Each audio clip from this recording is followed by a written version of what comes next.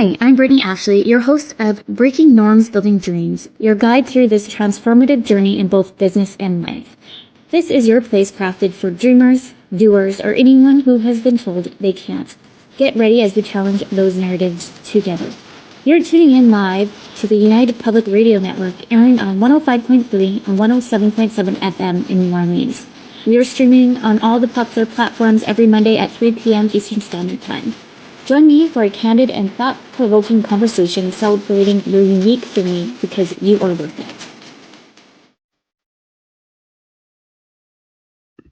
Hello, everyone. We are pre-recording today, but let's dig in. Welcome to Breaking Norms, Building Dreams. I'm your host, Brittney Ashley. As mentioned, I'm pre-recording because we have Family Day on Monday here in Canada. And so Nadine and I would like to take some time off and be with our loved ones. We are on United Public Radio Network and UFO Paranormal Radio Network, 105.3 and 107.7 FM in New Orleans. Get ready to escape the routine and join us for the next hour as we break norms and build dreams. Thanks for coming back, Nadine. I'm so excited to have you again. Me too. Thank you for having me. And we have a wonderful topic today as well. Which I'm super excited about. You all maybe have read the title. We're chatting about navigating parenthood and career transition, which is a big one, that's for sure. I'll just do a quick little bio on you, Nadine, and then get you to kind of state more if people have not even heard the other episodes, so they can still get to know you. Sure. Nadine is an international and certified coach helping ambitious moms get their mojo back, go after more, and the thing they can't stop thinking about, personalized one-on-one coaching experiences. Going at a pace that works for them, baby steps or giant leaps, moms feel more energized, confident, and powerful when they go for what they truly want. When Nadine doesn't power up, moms run their world with ease and passion. She's likely taken a moment for herself with reading books and family time in Vancouver, Canada, which we just mentioned is coming up on the 19th, which will be releasing this show. So if there is other comments that you, after listening to our pre-recorded show, please still leave them. We will circle back because Nadine's coming back in the next month. I can't even remember what month we're in. I'm not even joking. Just looking at my calendar here, I'm like, wait a minute, what month? Nadine's going back in March. Yeah, we're coming back in March. I'm super excited about this too. And thank you for having me back in the first place. I thoroughly enjoyed our first session. And it seems to have resonated with the listeners too. Looking at the listening in numbers just on StreamYard, it was kind of a super positive surprise. So hopefully this will be an equally valuable session, and with lots of takeaways and getting parents to take some action. Yeah, I'm getting comfortable too for this discussion. So everybody who's like just coming in and not sure what to expect, sit comfortably because we're digging in deep today. As we mentioned, Nadine has been on the show prior, but maybe Nadine, just kind of do a little retake of what I just said there, just so people can understand who you are. I already know who you are because we've collaborated on so many different projects together. Right. That's why I'm super always pumped to have you in every month. Yeah, well, thank you. Oh my gosh. Thankfully it's radio, not always just see me blush. So yeah, I mean, you've said it all basically. I'm a mom. I'm a certified international coach. I coach many mothers, even though I did have actually some fathers recently too, which was super interesting. Coaching them on usually the things that they can't stop thinking about. Oh, I just mentioned, actually in North America, I've got some clients in Europe, even someone in Australia, which I'm super stoked about.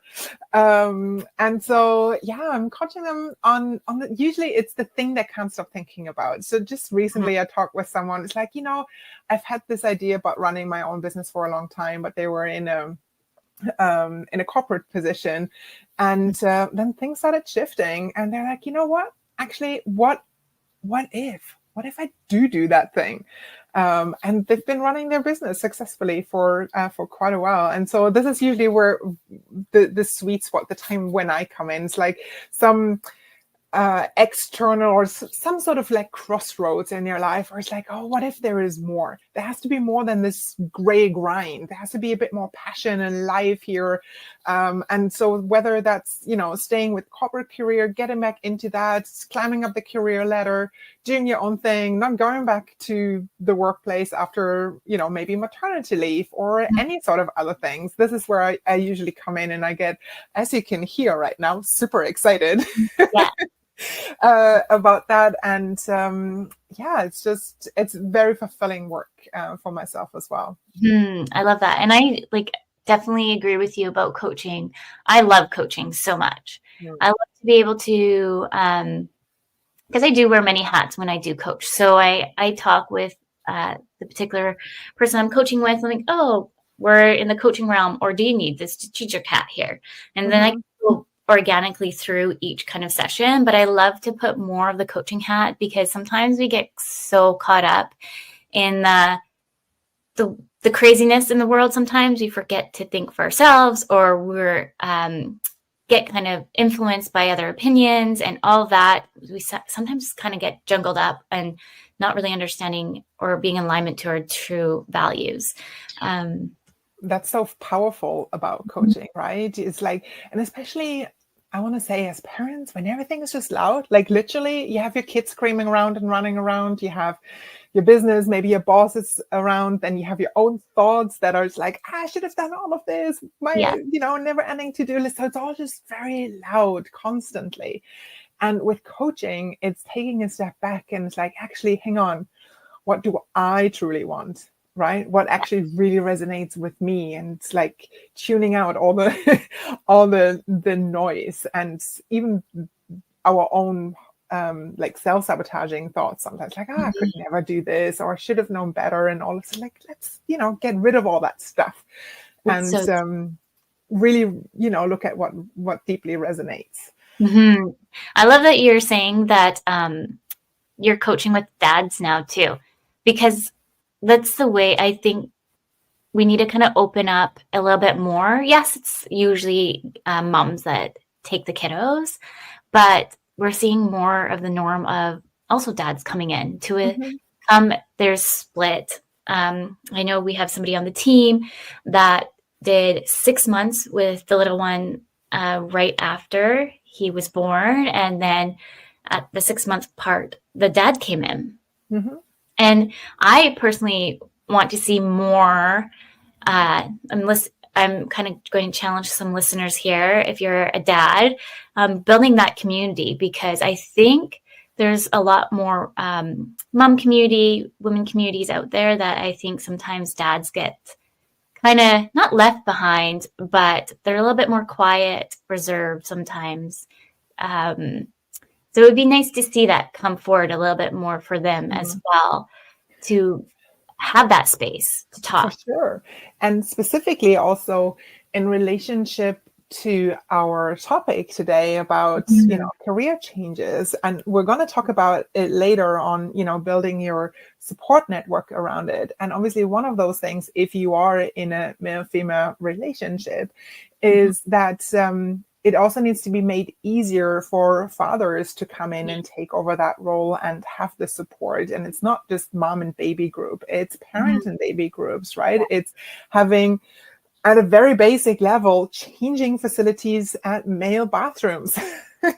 You know, it's like more paid paternity leave, lots of different things that will essentially also make it easier for, say, the mothers to step up and go after what they really want in their careers. But I know it's kind of sidestepping. We haven't really planned about talking about that, and I don't necessarily advertise that I'm like focusing on fathers, coaching fathers as well. But something about the messaging seems to be resonating, and then it's like, yeah, sure. That's amazing, because I do think it's needed for sure for them.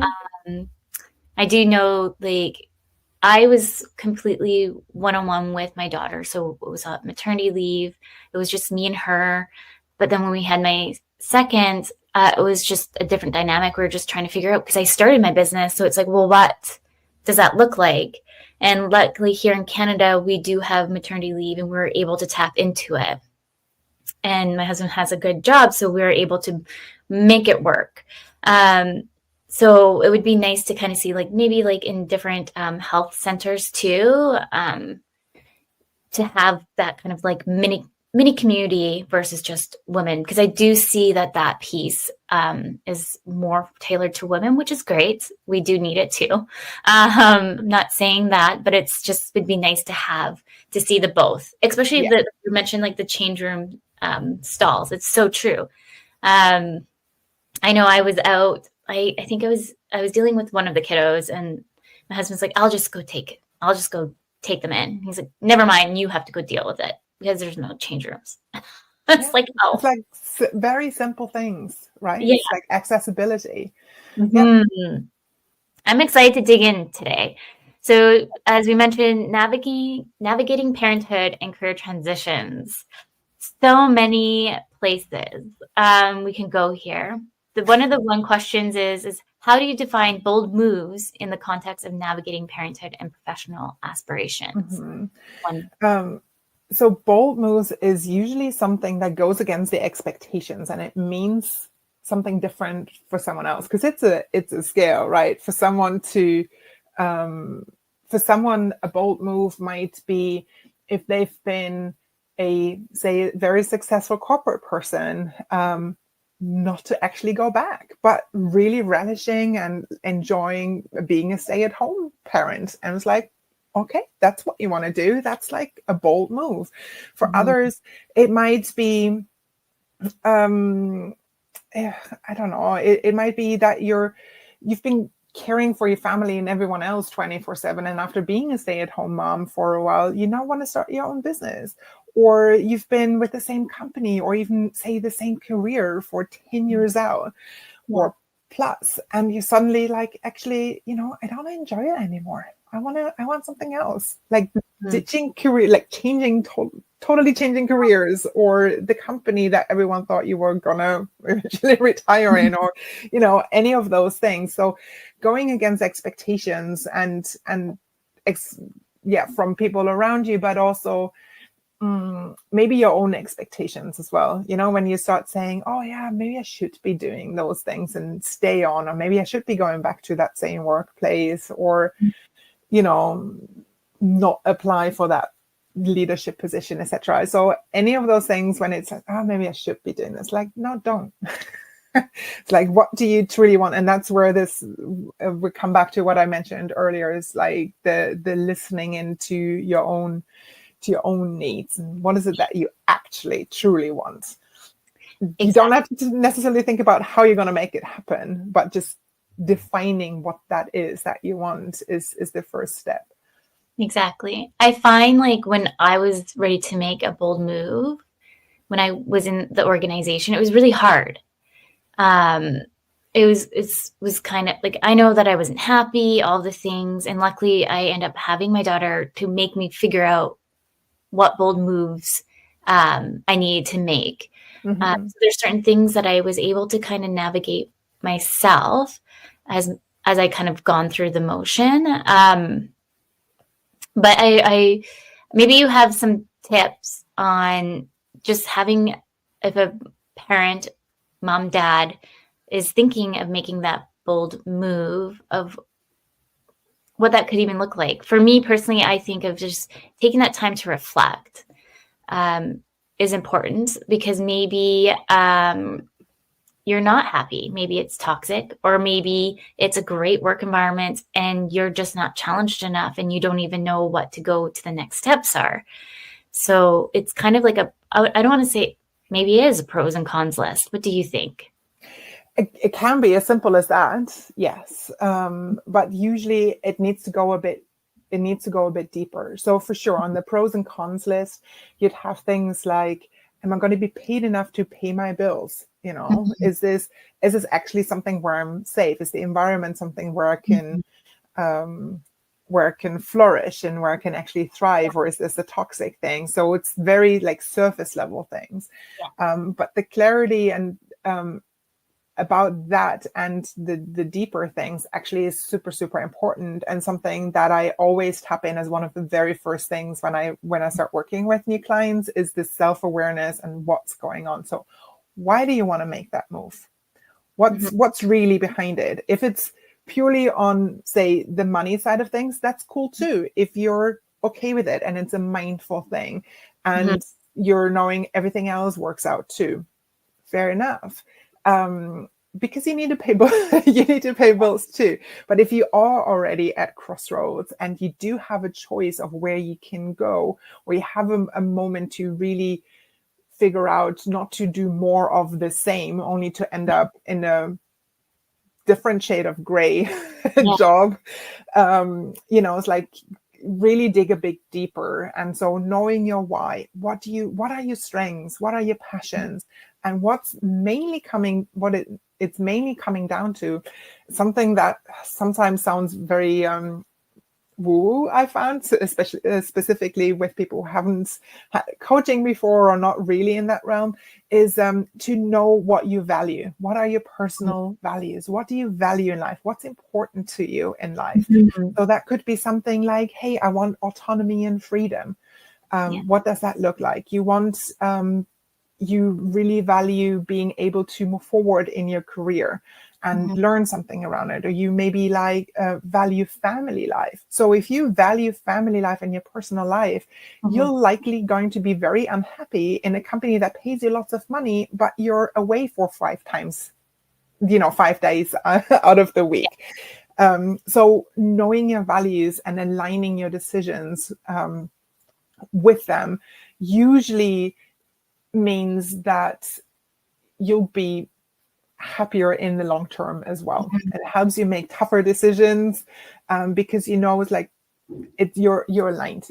Essentially, you'll live a more fulfilled life if you're basing your decisions on what you actually value in your life. And if you've done something like those before, those exercises or something like that in the past, they tend to change and shift a bit, especially during early parenthood, later on as well. But what are your thoughts on that? Yeah, I was just thinking about the conversation Kiki was in last week, and just more or less chatting about it takes time also to find yourself and building that confidence. And when she's creating a huge event across Canada, I'm so excited to see how this takes off.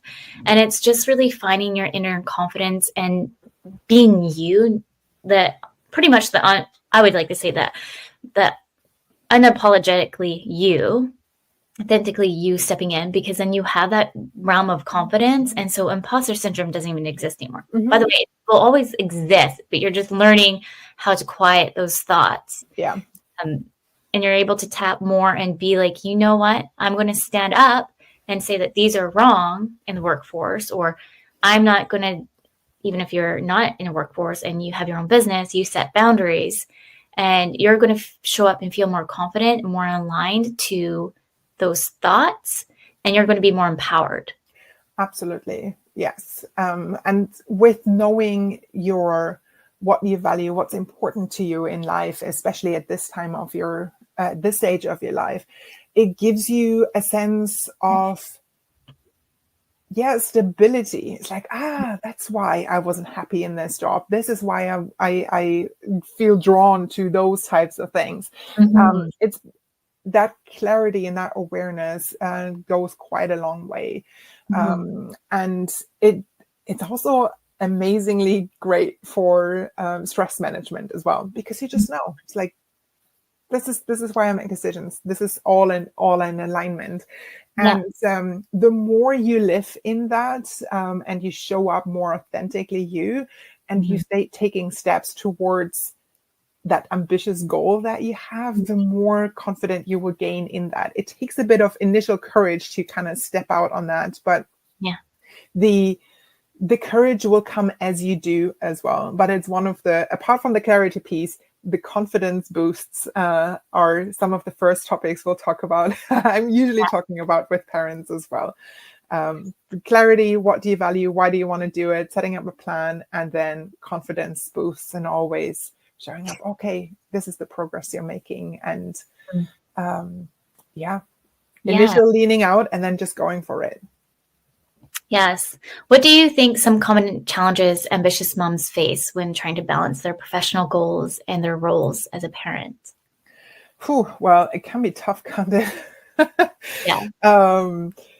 But, you know, if the current situation isn't working for you, at some Mhm. stage, that bubble is just going to burst anyway. It's Mhm. just going to. If it's not working, you might as well take a step right now rather than for it to kind of just burst at times Mhm. when it's not working. So it's the, taking charge now of the situation and what's going on, and being very mindful about where you are at your stage. Mhm. Again, being mindful about the impact that, say, a career change might have.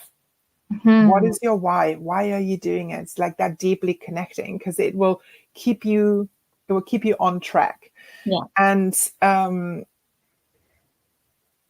essentially it will have an impact on the family dynamic. It will just No. like either you'll have more time or time at different places, you'll shift some things around your routine, it will just have an impact.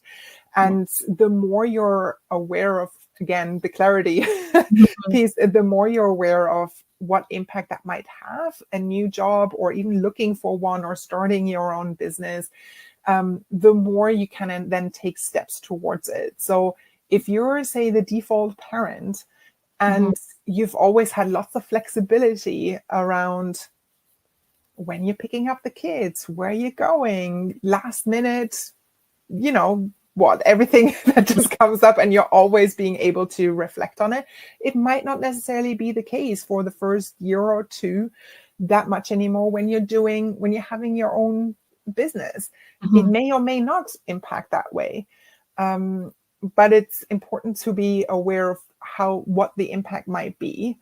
And the way to overcome this, in my experience, is the anticipating it, making a plan for it, and communicating it, ideally with everyone else in the household. So even toddlers, you can say, I'm not able to bring you to daycare anymore in the morning, or to, this time it's going to be, your partner who is going to do it, or Mhm. you'll stay there longer or shorter. You can bring everyone in and say, hey, what do you think is a good way to do this? Is everyone taking turns making dinner now, because you have teens in the household and they also need to learn how to cook? So every teen is, Like for taking that, over. Yeah, you know, gonna make me um, some food. exactly. So, it's like, or household chores, or, maybe you're now setting up a, what do you call that? Like a group of people who drive kids from one place to another. It's like all parents come together basically and they take turns. Yeah, Yeah. carpool, that thing. Everyone takes turns now to drive the neighborhood kids to the next match or whatever. Mhm. Yeah. So brainstorm together. I think anticipating is good. Clarity, anticipating, planning for it, get everyone on board, Yes. and see it through together. You might never know what's coming up and how it might free up some time, energy, Yeah. resources. What do you And think? 100% agree on all of that. And also, like, communication is so big. Mm-hmm. And also, like I've mentioned before, of like giving yourself grace, because you're not going to figure it out right away. And I Absolutely. find that there's a lot of pressure in society of like, go to high school, go to college, go get that career, and you're good for the rest of your life, and then retire. Like that does not exist like it used to. But the thing is, and then I don't even want to say it's a millennial thing, it's a Gen X. I do not like to stereotype, because everybody's so different. We have our own groove. And for us to just be like, oh, that's a millennial thing, like that's like my biggest pet peeve. I can't stress this enough. I'm like, you can't just say because I'm a millennial because X, Y, and Z. But the thing is that we're starting to realize, as the world has shifted, as how has just the trends have gone and all the things, people are starting to wake up and realize, you know what, I want work-life balance. I want to be able to drop my kids off at these times and be that person to pick up. Mm-hmm. You know what? I want these things. You know what? I want to start my own business because I've now realized I can put in for my own benefits, still have all the things, and be successful. So looking at what defines success for you, I think is a big thing. And then also too is the communication, like I mentioned, but giving yourself grace of figuring it out through the chaos. Because I know I joke that I'm a lifetime hippie of not figuring out what I want to do. And I'm still trying to figure it out. Everyone's like, you have all these things, but it's like, no, I'm still figuring it out, but I'm finally on the right path. But I have been in so many different jobs because I just didn't know why it didn't resonate with me or what was in alignment. And it's because I didn't have a coach. And I love coaches, by the way, now. Every coach needs a coach. Yes. You kind of have like that kind of conversation and to open the mind a bit more and dig deeper.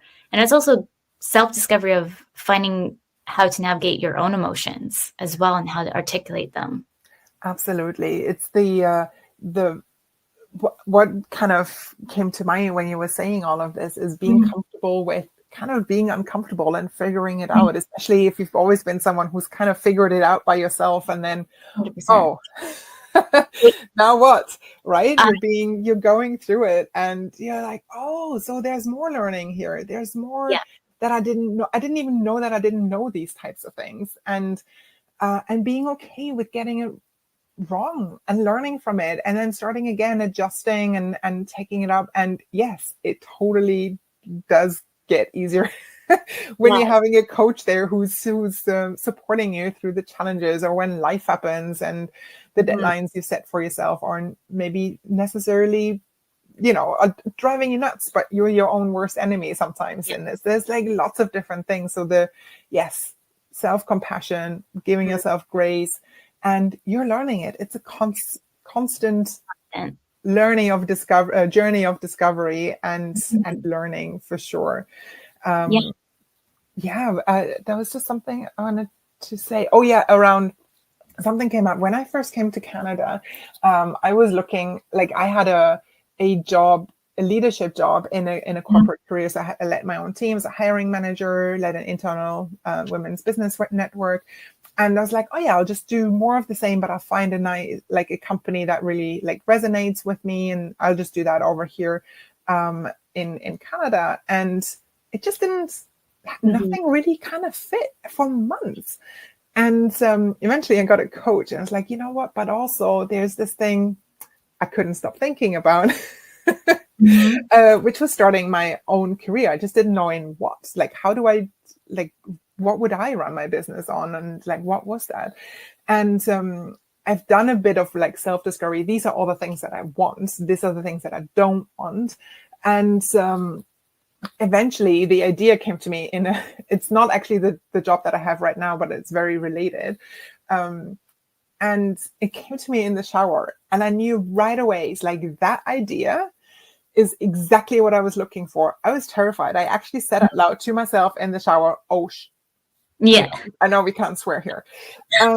I was like, there was no way I could not go after what my idea was, because it literally ticked all the boxes, but I had transferable skills, but no way to run my own business. I was like, how do I do this? But I was super excited about it. By the way, it was a company, it was a coaching community. So I supported other coaches. So it's a huge network. Well, huge. But we had our own podcasts and stuff like that, lots of events. And I loved it until I was like, now I want to do the coaching. I want to support clients directly. Anyways, I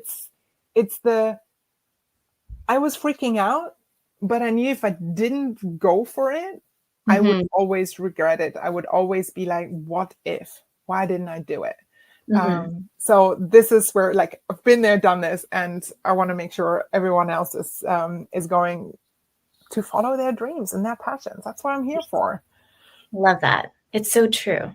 And that's the whole premise. Like, even like, as some of you can see, like I stumble on words because I'm super, like, I hate reading in public. Like, I know it's just you and I, my brain, like, I just going back in like high school flashes of like reading and learning how to read still because I was struggling with dyslexia. And so I get really caught up in words, and then my brain goes like spirals out of control, but it's me pushing myself because I know I can do it. It's just like building that confidence as well. And I know like once I built that confidence after doing a few shows, it's going to be like nothing for me. But right now I'm still like, oh my goodness, like shaking the paper. I know it's just us, but there's other people listening. Yeah, I know. Well, I know it's just us, not. But I also love that you're very unapologetic around it. It's like, this is what I do. This is who I am. This is how I'm still rocking life and parenthood and my career, and you just go for it. I love that. Yeah. Well, thank you. And I'm so excited to dig in deeper because we're almost at the 30-minute marks here. So for those just tuning in, you're listening to Breaking Norms, Building Dreams. We are live on the United Public Radio Network and UFO Paranormal Radio Network 105.3 and 107.7 in New Orleans. Let's get into some practical tips and strategies, if that's okay with you. Yeah. Kind of dig a little bit deeper on that. I know we did a high level, but maybe we can. So one of the questions we have is, can you share some practical tips for ambitious parents considering making career transitions to managing their family responsibilities? I know we talked about communication, but is there any other ones? I know you and I have talked about technology before. So we can, is there anything else that kind of comes to mind there? Yeah. So for one, I like you and me both know from own experience. If you're going to have a full-time career or career change and you're parenting as well, there's only so much time, energy, and resources that we both have. So it's kind of be quite tight, and we want to be mindful about how we're spending that time, right? And very honestly about the energy too. You only have so much energy left in the day with all of it. And so one of the ideas is to absolutely build out your support network. That includes, I know we're going into this deeper too, but obviously maybe a mentor, coach, people around you that are very supportive. The other thing around it would be specifically if very tight on time and energies, baby steps, break it down. Don't go say, I'm going to have a new job by next week. Yeah. It's okay, what can you start with? Look at those baby steps. So support network, baby steps. Again, the clarity is what do you want, and make a plan around it. So you're not doing all the things and they're not aligned, but it's what do you want? And then the plan to make that happen. So you're not necessarily throwing spaghetti at the wall, even though sometimes that is very necessary as well to see what actually resonates if you don't have any idea. And the clarity is difficult to get to, but making a plan around the thing that you really want absolutely helps, and then keeps you on track, which leads to the other thing that you've just mentioned, I think is very important too, which is time blocking and put everything in the calendar, everything in the calendar, starting with your own personal things. So birthday parties, shopping, family time, going to, hang out with other people and families, your own self-care time that you need as a parent, everything that fills your own cup, put that in the calendar and then fill it out and set your schedule, and have some buffers in there. Yes, flexibility. We chatted about that last show, and that's I guess this show's also about what are Brittney's pet peeves. Going on another tangent of my pet peeves, is when you book in with somebody, maybe it's a new business or whichever, and their booking system doesn't book it within your calendar, or they're like, I'll book for you and send you the link. And it's no. I'm so busy. I try to do 15-minute intervals for different meetings. I scatter them throughout the week because I can only really work from 9 to 2. So if you're not giving me a link to share it in my calendar, I won't be at that meeting. I can guarantee you. I'm like, oh, archive. I don't know what you feel about that. Yeah, make it easy for the other person. It's like for everyone, even for yourselves. Like if you don't have it in your calendar, I put everything in. I have a shared calendar with my husband who's also working from home. And I have his work meetings, my work meetings. Obviously, coaching is confidential. So it just says coaching session, no names or anything. But I know, it's like he knows, okay, the office, confidential stuff, da-di-da. I know when things are going on. Everything is in there. Mm-hmm. When someone is calling or supposed to call someone or something, when someone's coming around, it's just, it makes it, just make it easy on yourself. It's like those systems, using apps, if there's a Todoist app or there's time blocking app, there is an app to not let you use any social media for a certain time so you don't waste your time and keeps you on track. I was like, all of those things make it easy on you to stay focused and not like show up and like really mindfully spend your time focused on the things that matter to you at the time. Yes. I think that really helps. And because, life happens, specifically with kids around, there's always something happening. It's good to be generous with your own timelines that you're setting yourself and have buffers in there, just some flex time. Not like back-to-back meetings usually isn't a good idea in my experience, even though they do happen. And if you're navigating through a career transition I personally don't like time blocks, but I like to kind of more or less list out things I have to do in the day. I kind of work a little bit better on that. But just if you're in a career transition, listing out maybe like having 15 minutes a day to reflect on what career do I want, what direction I want to go into, what are my values, what are my boundaries, because then you're going to give that time for yourself to do a little bit more self-discovery as well. Like I'm still learning. I'm the kind of person that takes on like 100 billion things, and to help self-care day. This is, by the way, we're filming on Valentine's Day. So happy self-love day. I like to say. Is just having those times for you so you can kind of have that big reflection. So maybe some people might not have the ability or costs to hire a coach.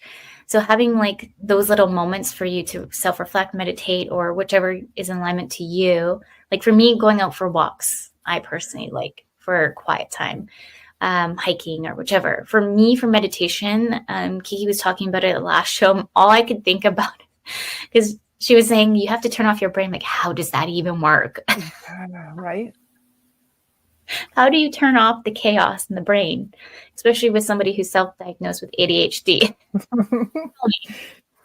Right. So, and that's where it fits in with it's always so noisy around us and in our own head that sometimes we can't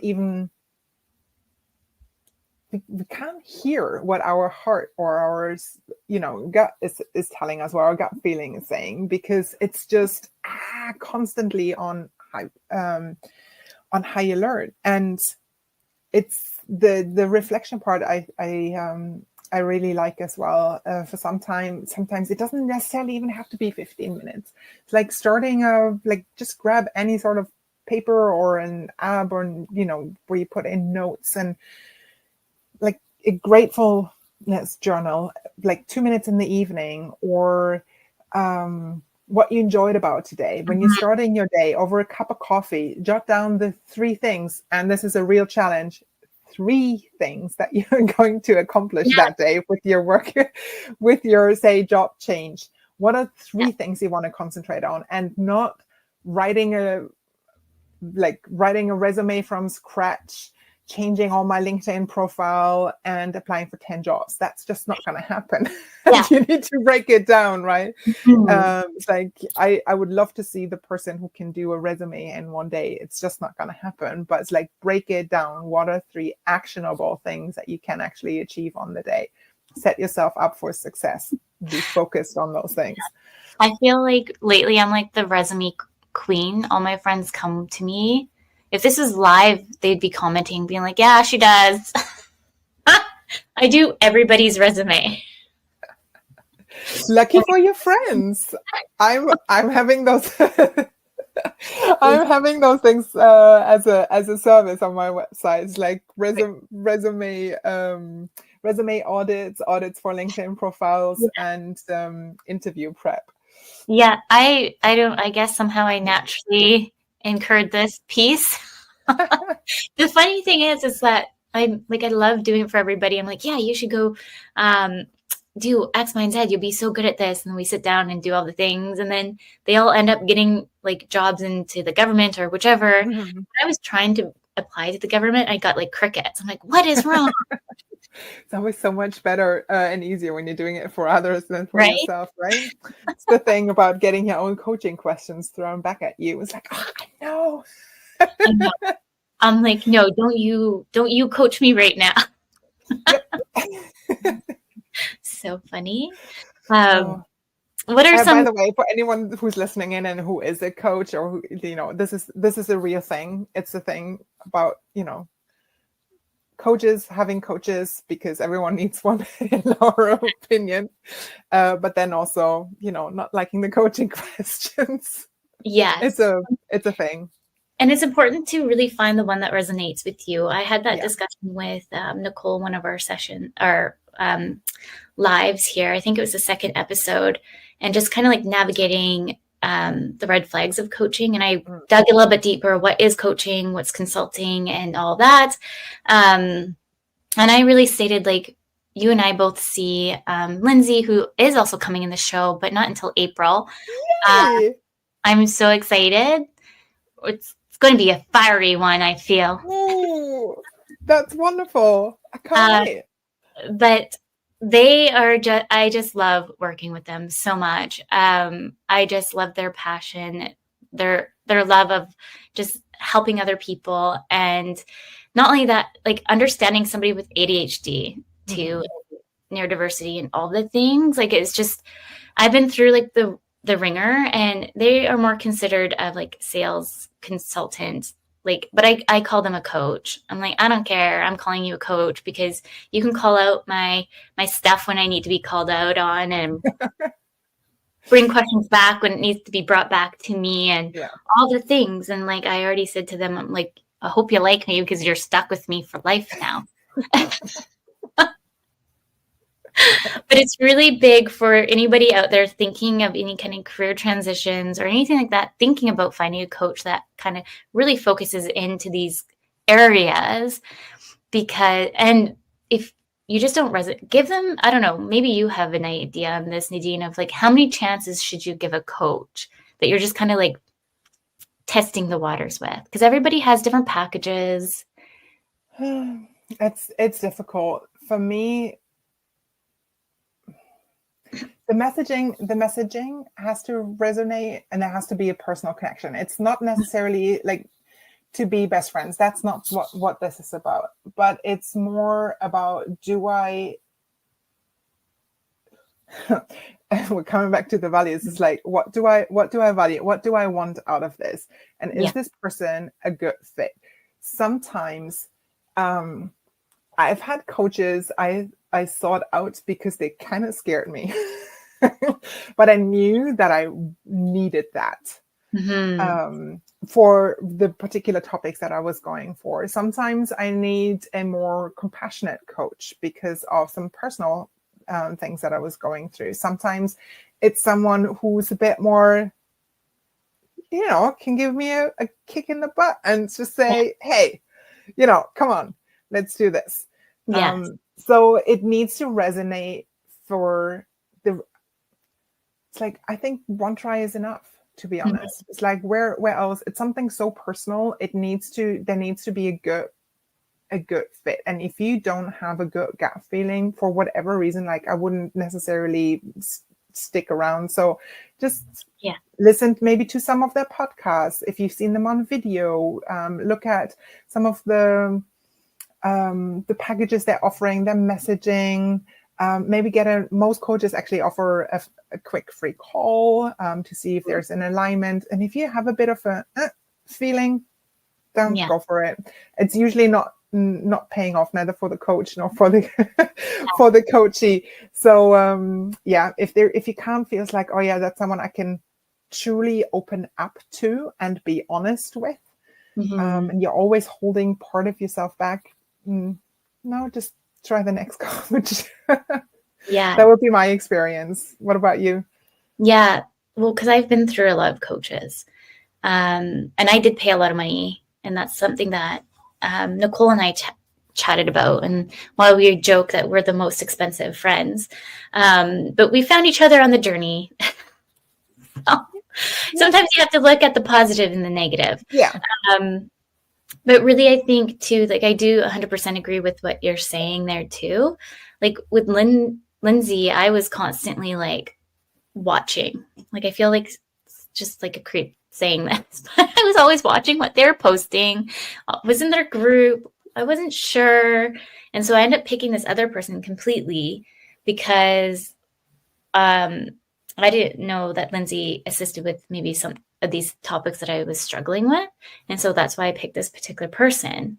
And it was all about, I'm going to get you. And that's the big thing is there's so many coaches out there, like when you're starting a business, I'm going to get you to your 10K figure. Oh my God. Give me a break. It's like when you're starting your business, like you're like, oh, that sounds pretty. But, you know, I've now learned, and that's one of the reasons why I became a business coach as well. I go between the two, but I do not state anything like that because that does not resonate with what I'm trying to do.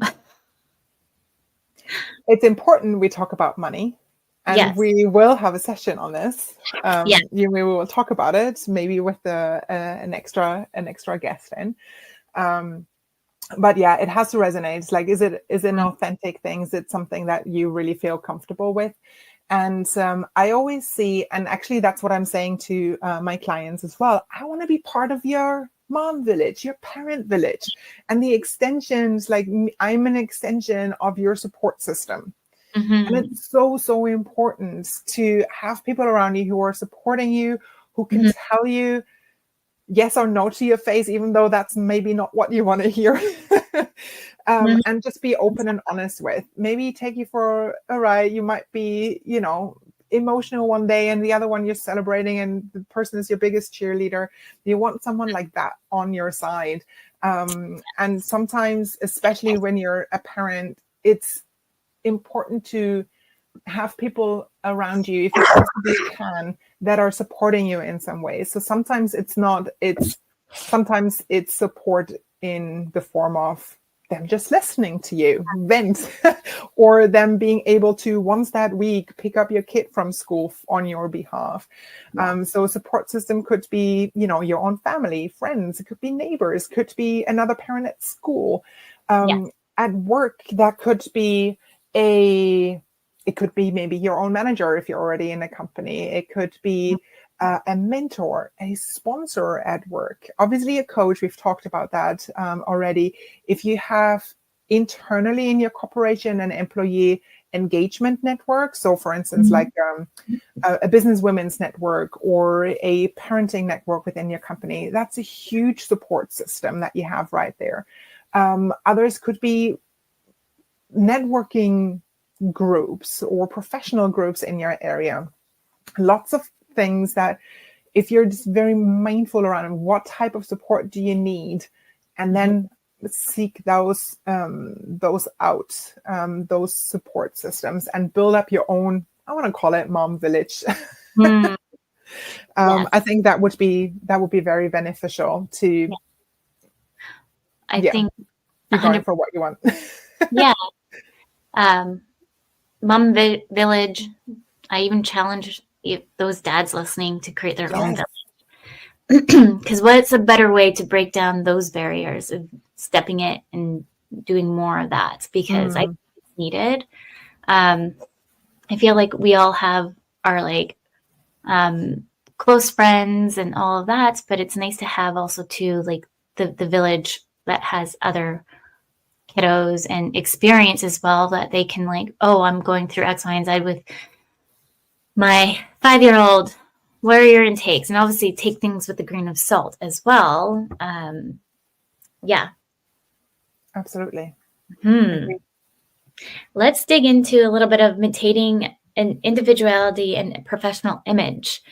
How about you share any kind of significant personal branding and professional images that ambitious parents navigating career transition can maintain a sense of style and confidence?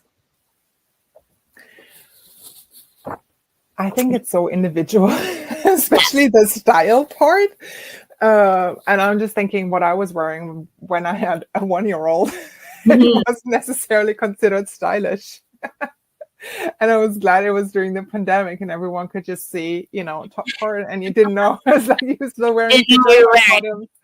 Exactly. And the floor was scattered with like kids' toys and stuff like that. So it's very individual around the style question, I find. What stage in your parenthood are you at? What's your business? What's required by your business? How do you want to lean into that requirement or stand out because of that, right? Do you want to make a statement? Is it important? Is it something that resonates with you?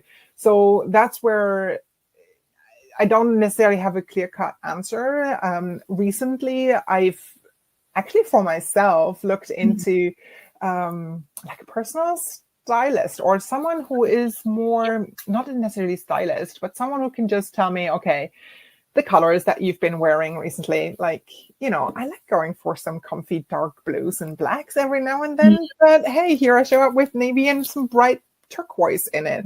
I have no idea. It's like just, instead of me scouring the internet and figuring out, is that something for me or not?